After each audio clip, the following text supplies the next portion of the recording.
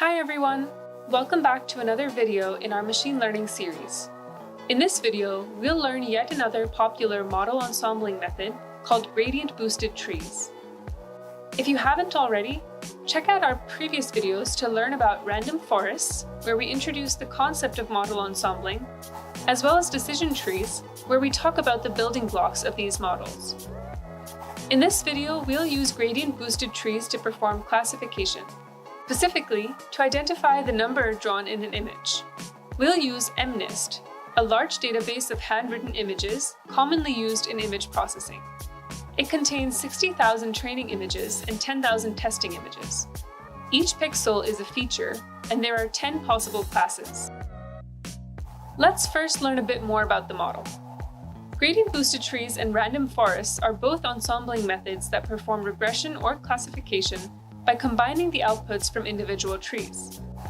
However, gradient boosted trees and random forests differ in the way the individual trees are built and in the way the results are combined. As you already know, random forests build independent decision trees and combine them in parallel. On the other hand, gradient boosted trees use a method called boosting. Boosting combines weak learners sequentially so that each new tree corrects the errors of the previous one. Weak learners are usually decision trees with only one split, called decision stumps. So the first step is to fit a single decision tree. We'll evaluate how well this tree does using a loss function. There are many different loss functions we can choose from.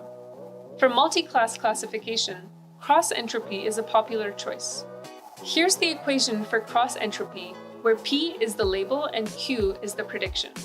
Basically, the loss is high when the label and prediction do not agree, and the loss is 0 when they're in perfect agreement. Now that we have our first tree and the loss function we'll use to evaluate the model, let's add in a second tree. We want the second tree to be such that when added to the first, it lowers the loss compared to the first tree alone. Here's what that looks like, where eta is the learning rate. We want to find the direction in which the loss decreases the fastest. Mathematically, this is given by the negative derivative of loss with respect to the previous model's output. Therefore, we fit the second weak learner on the derivative of L with respect to f of 1, which is nothing but the gradient of the loss function with respect to the output of the previous model. That's why this method is called gradient boosting.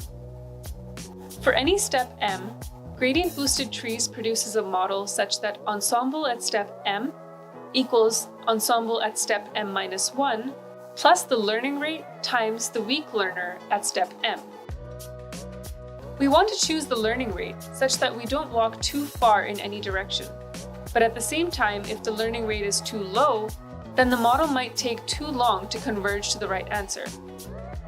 Compared to random forests, gradient boosted trees have a lot of model capacity, so they can model very complex relationships and decision boundaries. However, as with all models with high capacity, this can lead to overfitting very quickly, so be careful. We fit a gradient boosted trees model using the xgboost library on MNIST with 330 weak learners and achieved 89% accuracy. Try it out for yourself using the link in the description, and let us know your thoughts.